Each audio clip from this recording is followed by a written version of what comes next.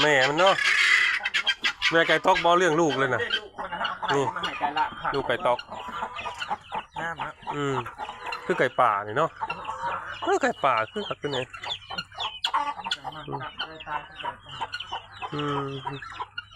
แม่ไก่เลี้ยงเฉยๆเลยนะโมจักไปช่างเลี้ยงอย่างเดียวเขาว่าได้มีไก่ลูกไก่ปนตัวหนึ่งใช่ตัวไก่ตอกตัวแม่มันไม่ใช่แล้วดูแม่มันแม่ไก่ตอกดูนอกกรงอันนี้ก็ลูกไก่ตอกแต่ไก่บ้านผักลูกน้องต่อยกำลังคือเบาะได้เลย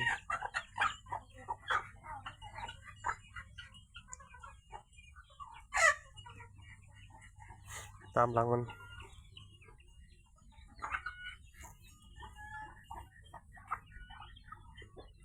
ันหูภาษากันอยู่บ่ไก่น้อยไก่ตอกกับแม่ไก่หูภาษาอยู่บ่เสียงคือกันอยู่เนาะลูกไก่ตอกไก่แม่ผักตอกตอกตอกตอกตอกตอกตอกตอก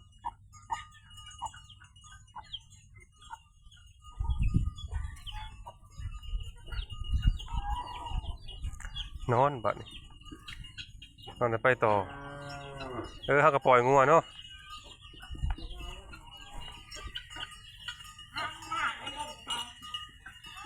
ปล่อยงัวลงถุงมีบ้านเฮา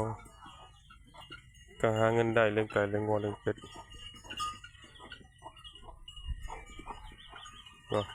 ตอนนี้กำลังไหลงัวลงถุงงัวลงถุงก่อน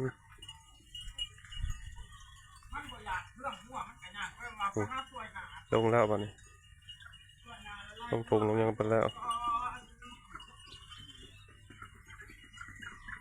อยู่บ้านก็รวยได้ควาย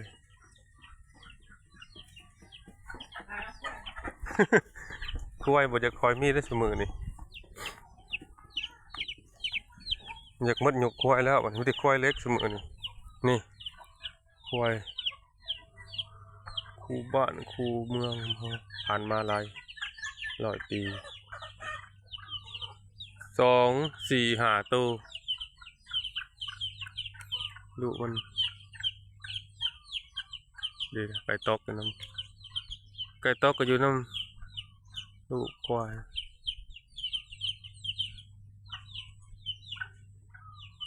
เริ่มมืดแล้วบ้านเรา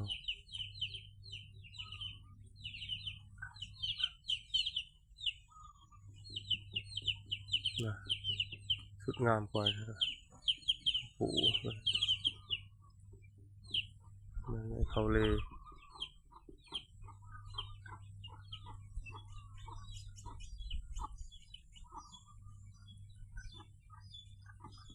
ไก่ตอกก็คือลูกไก่แหละลูกมันน่ะ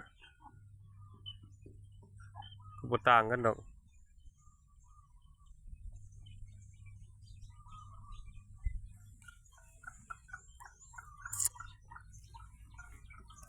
นี่บังไก่ตอกหน่อยนี่อันนี้ไก่นะไก่แจ้ลูกไก่แจ้ตัวใหญ่ตัวน้อยไปทำกัน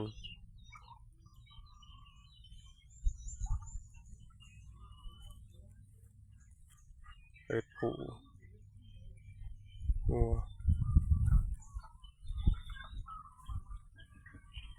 อยู่บ้านก็รวยได้เนาะอยู่บ้านก็รวยได้เลี้ยงไก่ขายลูกเป็ดน้อยนี่ไก่ตอกได้มาเลยนี่เดี๋ยวมาไข่เอาบดผักไข่ตัวเองไข่ทิมไข่ปลาไก่ตอกอันนี้เป็นเป็ดน้อยกำลังใหญ่กำลังโป่งปีกงัวเดินดงกำลังออกถง